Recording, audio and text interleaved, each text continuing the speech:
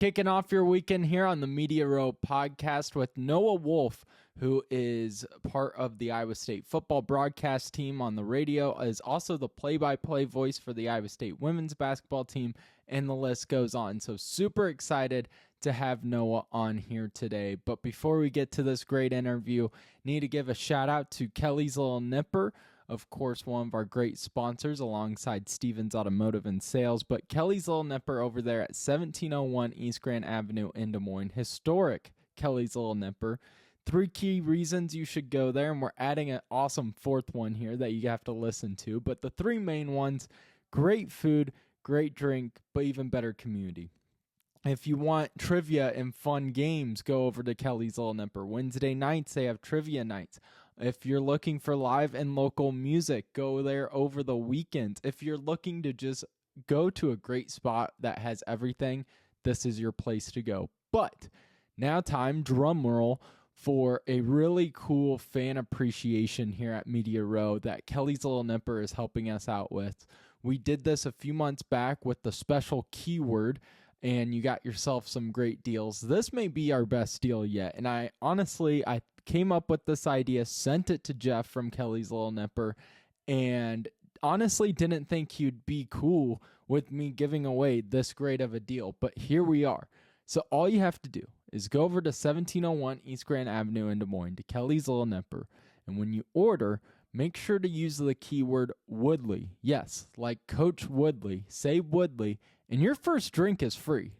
Yes, your very first drink is on the house. You don't have to pay for it. So there you go.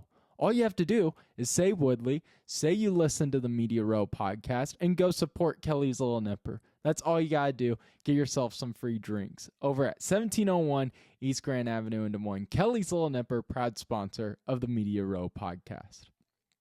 So, super excited to have Noah Wolf on the show here today.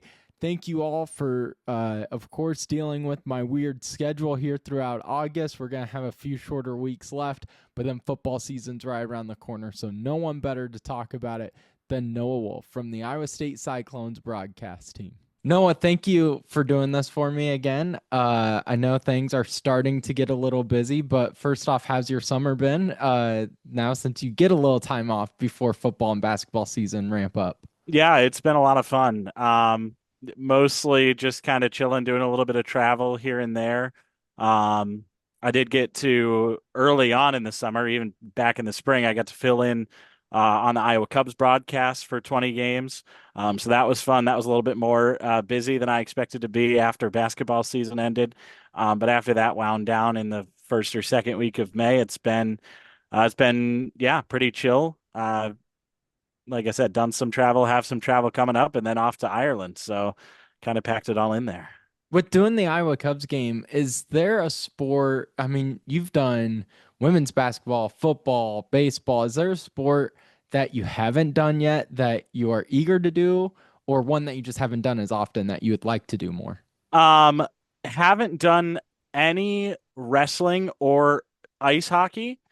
However, I don't think I could do either of those sports. So I wouldn't necessarily say that I'm eager to do them. And I enjoy watching both of those sports, but I'm not a massive fan. I didn't grow up watching ice hockey. I didn't grow up watching wrestling.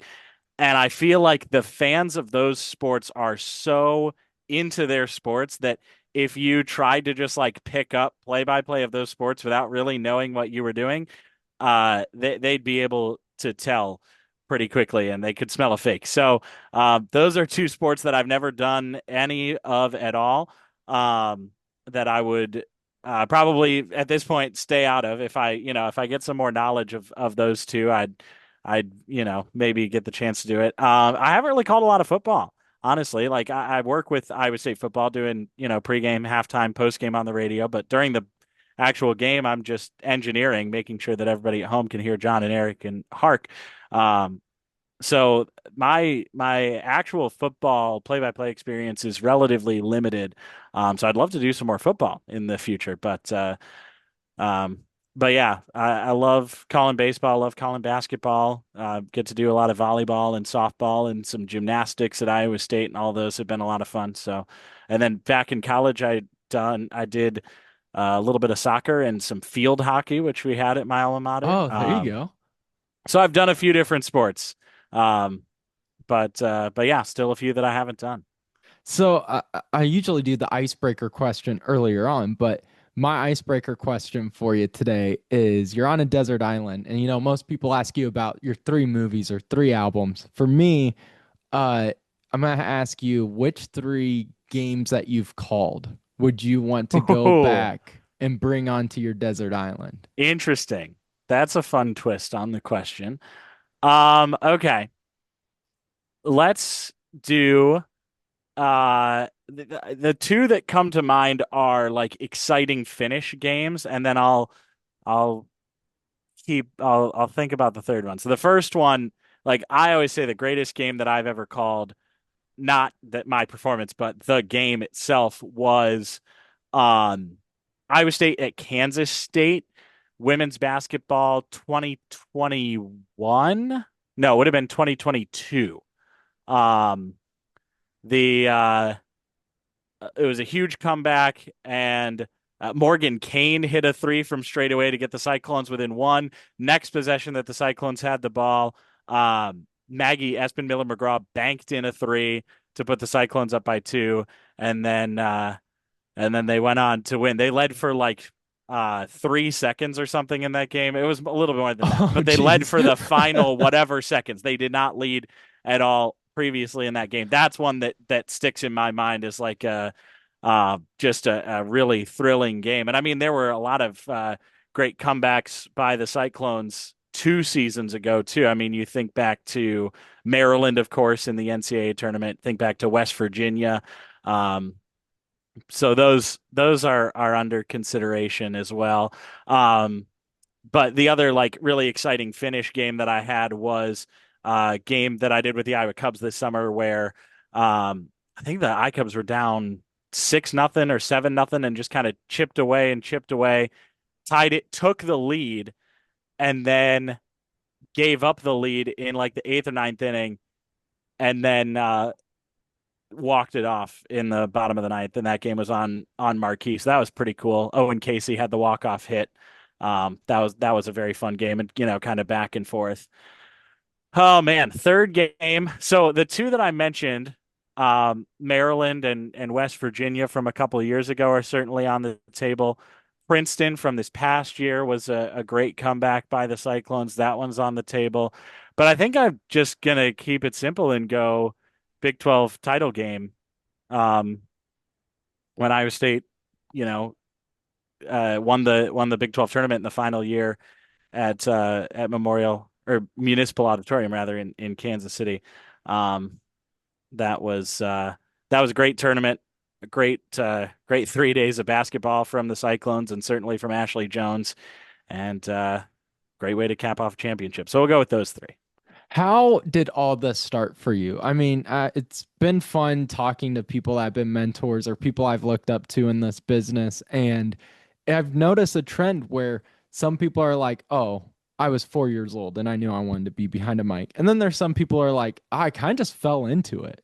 Where, how did this start for you? I'm somewhere in the middle of that. Okay. Um, I I've always wanted to work in sports for when I was super young, that was I wanted to play baseball, right? I wanted to be a Major League Baseball player.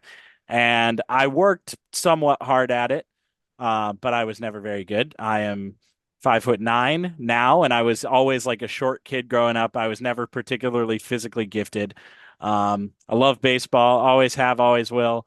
That was the sport that I wanted to play growing up, but it just wasn't in the cards for me. So once I figured that out, that I wasn't going to play baseball, I'm like, okay, how else can I work in sports? And I just thought broadcasting, let's do that.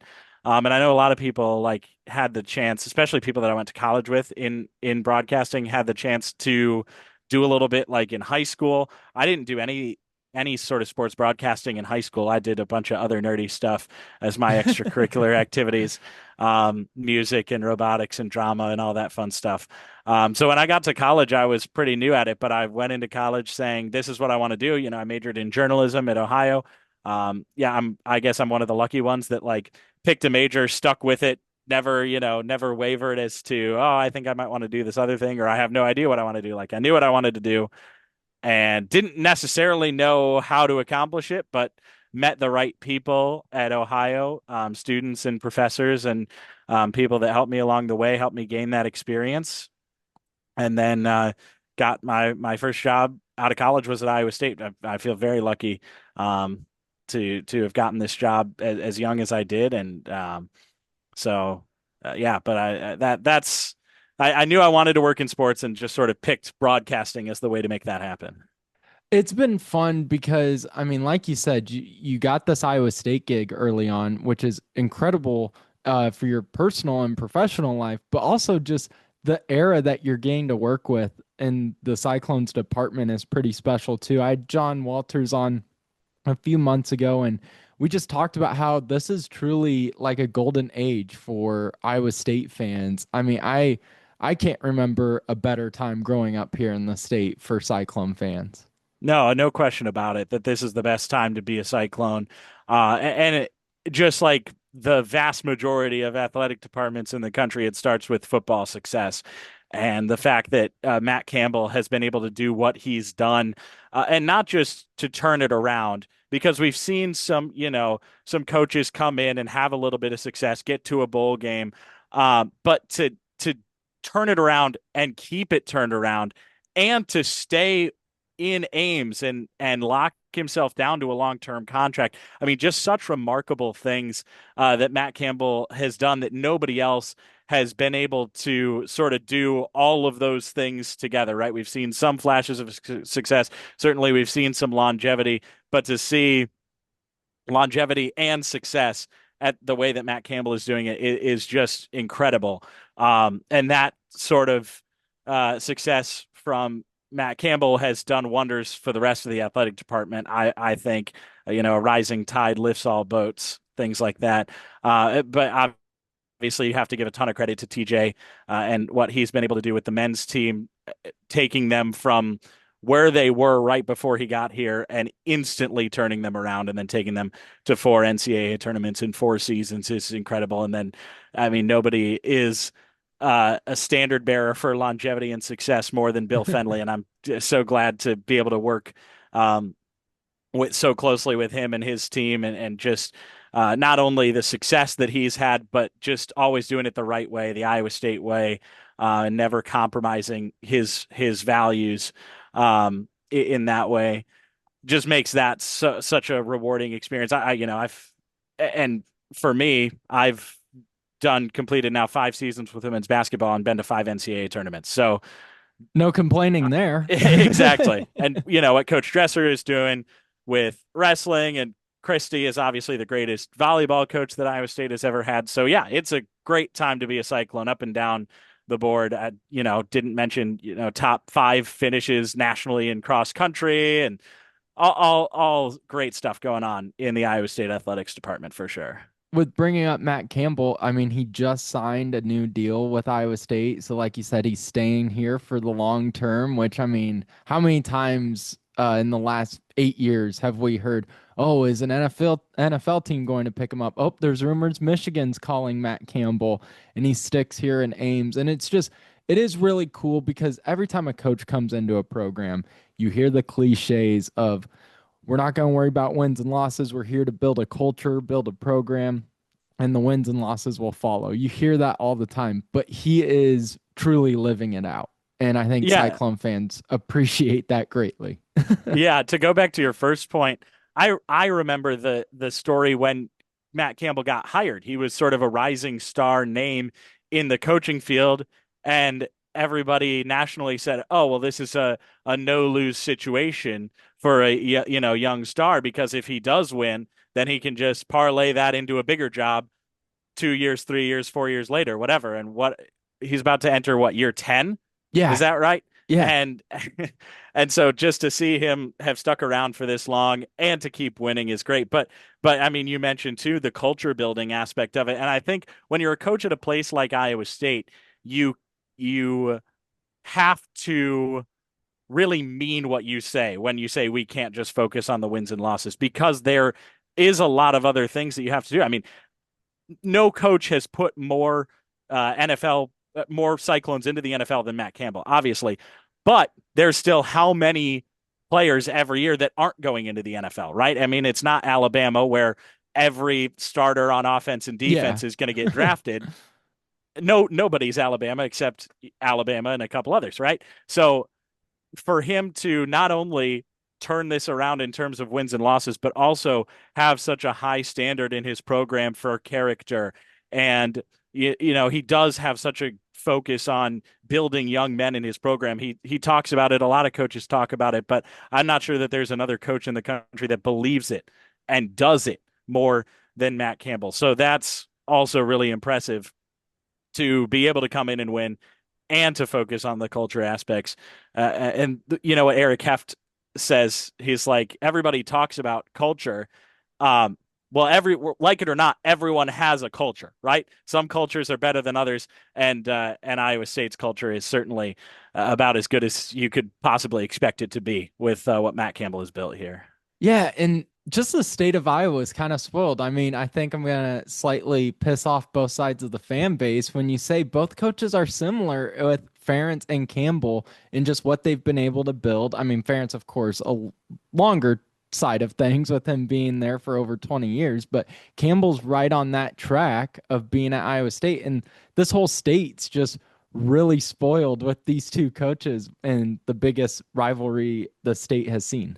Yeah, I mean, it certainly makes for a very strong rivalry. I think the Cyhawk game is going to be a very interesting one this year. I'm excited that it's coming back to Jack Trice Stadium, and I think there's going to be some sort of extra, pageantry and revelry around the Cyhawk game this year. And it's been nice that the Cyclones have been able to win the last two at Kinnick Stadium. We'll see if they can get one at Jack Trice this year.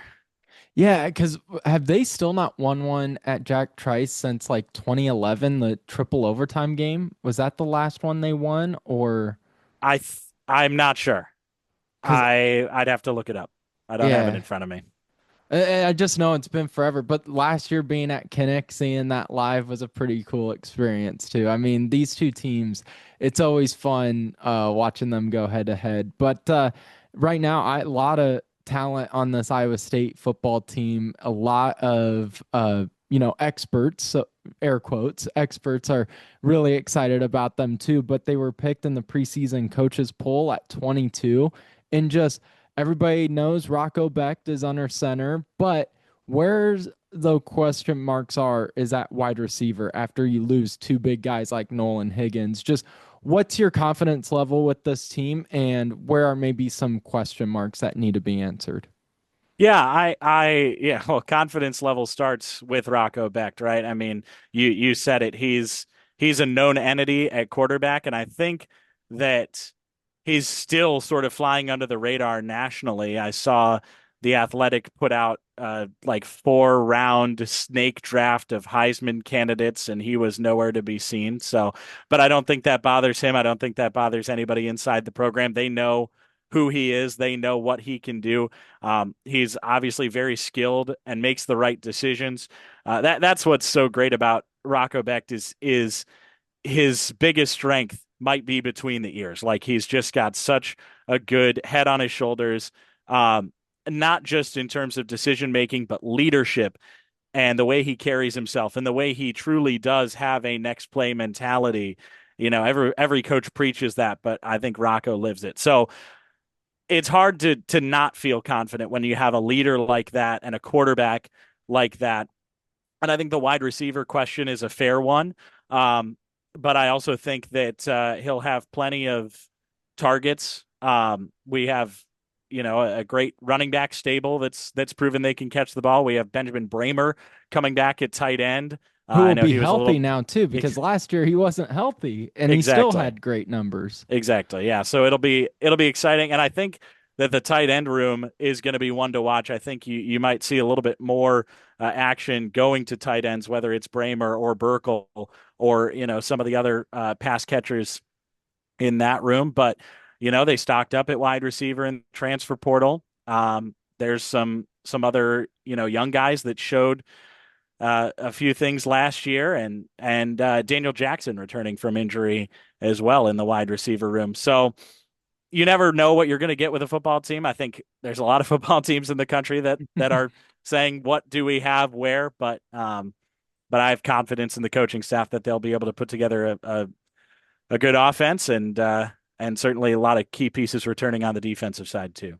I like you mentioning how for Rocco, one of his best strength is just his mindset and the way he always is calm under pressure. I mean, my second day when I was working with KASI as like the beat reporter for Iowa State, got to interview Rocco. And this was like where everyone was expecting him after that UNI game to get the full-time start, but there was still the battle between him and Cole. And just all the answers, he was so well prepared. You just got that confidence from him right away. And at the time, he was very young. Now, of course, he's been the starter for a couple of years and just has proven it time and time again why Campbell has so much confidence in him.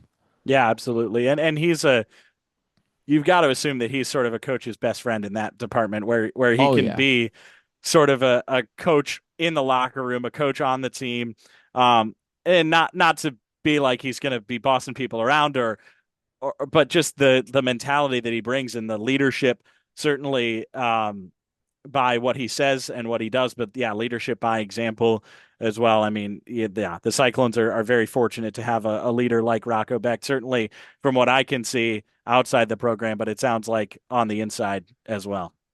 I want to shift over now to Iowa State women's basketball. Real quick, though, one of my favorite coaches' interviews have been with Bill Fenley. Love Coach Fenley so much. You've had a lot of time with him.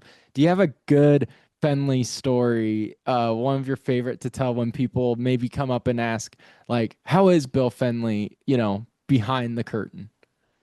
Yeah, I mean, I think he really is just as honest off camera as he is on camera, which I mean, it's hard to be less honest off camera, right? And I think that's one thing that all the reporters, love to talk to Coach Fenley. I noticed that we were in Stanford 2 years ago for the NCAA tournament, and I think the final question of the press conference from one of the Bay Area beat reporters was, "Are you always this delightful?" Um, and his answer was, "Can we get that in writing? I need to show my wife." Uh, but but yeah, I mean, he is just very honest, and I think there's a lot of coaches around the country that sort of try not to say a lot when they're in the press. And I think there are more coaches that need to go to the media school of Bill Fenley because he is not shy in the press conference, but he is very good at still, I don't want to say controlling the narrative because that's not really what he's doing, but giving answers that aren't going to be bulletin board material, aren't going to rub anybody else the wrong way. Most of the time, not going to get him any fines from the commissioner's office. He tries not to talk about the refs in press conferences. Um, but are still substantive answers that reporters can write stories about and will write stories about. So that's I think there's a lot of coaches out there that are using a lot of words to not say very much in their press conferences, and Bill Fenley is the complete opposite, yet still very good answers for his program, and he knows too. Like, to your point about you have a good relationship with Bill Fenley, he's one of your favorite interviews. He knows that good media coverage is good for the program. And I think there's a lot of coaches that have lost sight of that in limiting media access. And Bill's never been like that. So no, I appreciate working with him. And he's also, and I noticed this from when I started, he is a reporter's best friend because you can ask the question in a way that you didn't mean to ask it, like you fumble over your words, you roundabout way, you ask three run-on sentences in one question, and he still knows what you mean and gives you a good answer about it. Like I especially know when I I do was, that. yeah, especially when I was first getting started, he definitely rescued some questions where I'm like, what did I even ask there? Uh, so yeah, no, he's been great to work with. It's crazy to think like we blink and already Addie Brown, Audie Crooks, some of the stars on this team are going to be headed into their junior year. Just what are some of the main storylines so far as we're a few months away from tip off? Yeah, I mean, I think you nailed it. Audie and Addie are going to be juniors this year, but it's not just them. I mean, if you look at this roster, you're going to see a lot more players that are juniors than anything else, and it's not just them and AJ and Lily Taulale and Elisa Williams that were sophomores last year, but Kenzie Hare, who was a junior last year, redshirted last season, so she's a redshirt junior, and then you pick up a few.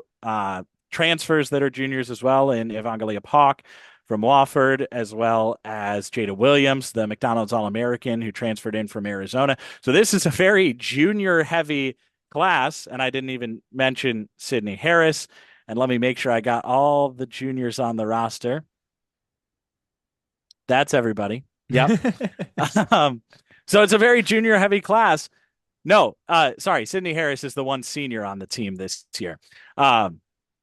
The rest are juniors, and then a few freshmen, new team in Reese Beatty and Freya Jensen, and then sophomores Reagan Wilson and Eiley Tankey, the freshman from last season, now sophomores. So more juniors than anything else. So the experience, I think, is going to be critical for this Iowa State team. You replace a fifth-year veteran, experienced point guard in Emily Ryan, who is Who's still on the is coaching staff though, right? that's Isn't true. that Yeah. Yep. okay? She's a grad assistant now, which is a very exciting Yeah, I development love for that. Iowa State. Great to have our young players learning from her. And also hopefully, making the transition smoother from going from, a point guard that set the school record for assists to somebody that's got to fill those shoes in Jada Williams, who's a very exciting player coming in from Arizona, but different skill sets. So I think the offense is going to look a little bit different with Jada Williams running it. Obviously, it was going to look different no matter who was running it. It wasn't Emily Ryan, because no one's going to be able to truly replace that. But Jada Williams is going to give it her best shot, and she's been really fun to watch. I've been to a few practices, and she is just such a hooper. Like there's those players where you look at them and you're like, that's a basketball player. Like everything they do, it just looks like basketball, and that's Jada Williams for sure. But no, I mean, I think the team is having a lot of fun this summer in their workouts. And I think the coaching staff does a good job of sort of figuring out, okay, we're going to work out this day and then we're going to play dodgeball this day, like mixing in some fun things. A trip to the lake, I think I saw on Instagram this past week. And, not making it super heavy, super early. Because I think that's important to kind of ease your way back into basketball season. But we are only less than 3 months away from tip It's off. crazy. So, um, but yeah, I hope I answered your question. I know that was kind of long and winding, No, but yeah, perfect. the story of the season, a lot of juniors, and then hopefully the story of next season, a lot of seniors. Oh, you're just saying how Fenley and the coaching staff doing a good job of like easing their way into the season, doing some fun things. You have the best way to ease into the football season, going to Ireland. I mean, couldn't have asked for anything better. And it's a rivalry game, conference game. Like all the stars are aligning for this to just be one of the greatest ways to kick off a football season. Yeah, I don't know if I'd call it easing into the season when you have to play a That's true. ranked conference rival, but yeah, and travel overseas and do it on a different time zone to boot. Um, but no, I'm super excited about it. I think everybody in the department. I don't know necessarily how the players and the coaches are feeling about it on the team, but I'm sure that they're excited for the challenge, if nothing else. Um, but yeah, I've been to Ireland, but it's been a very, very, very long time since I've been there.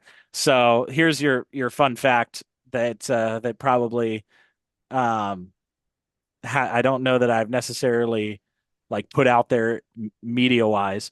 I lived in France when I was two. My parents moved over there, and then we moved back to the States when I was four. So we did our fair share of European travel while we lived over there. So I've been to Ireland, I just don't remember it. It was Wow. from somewhere between the ages of 2 and 4 is is when I was there. So yeah, super excited for that, to experience Dublin, and Do to you have any see. like family still over there? Like, or No, was it just your? my Okay. dad moved for his job. He got like a 2-year assignment in France. So Oh, nice. yeah. Um, but yeah, so very excited to go to Dublin and experience that and see what I have heard and what I expect to be a whole lot of Cyclone fans over there. Huge thank you to Noah Wolf for hopping on. Noah was always great. One of the first guests I had on when I was hosting KASI and doing the Iowa State Fast Break podcast for iHeart.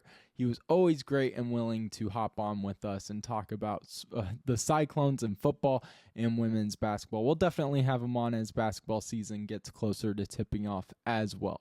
So, before we finish up today's show and get you ready for the weekend, need to give a shout out to our sponsor at Stevens Automotive and Sales, 5320 Northwest Beaver Drive in Johnston, Iowa. 35 years of family-owned and locally owned here in the state of Iowa. They're loyal people, great communication with their customers, with their workers. They make sure everything is efficient and ready to go. And finally, no BS. You can go to a lot of auto shops and you can kind of get screwed over.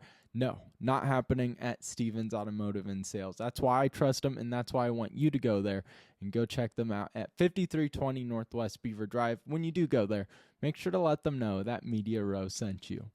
So, that will do it for this week of the Media Row podcast. Again, no show on Monday as I am off camping with the family up in Decorah. We're really excited. Hopefully the weather cooperates, but nice weather for us to do some tubing, some drinking, some hanging out, some grilling. I've been watching here, as I know I said I was going to end the show, but I'm going to go off on a little tangent here. I always love watching like Westerns or something to kind of get me in the mood of like, yeah, I just want to be outside and camp.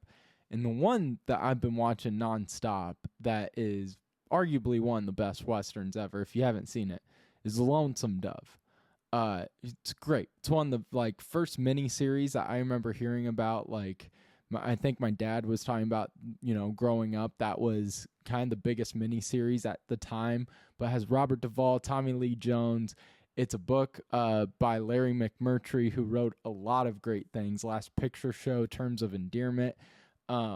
It's fantastic. Go check it out. It's on Amazon Prime right now, and that's why I've been watching. So I'm in the mood to go camping, so I'm out of here. You guys enjoy your weekend, and we will see you next week for a new edition of the Media Row podcast.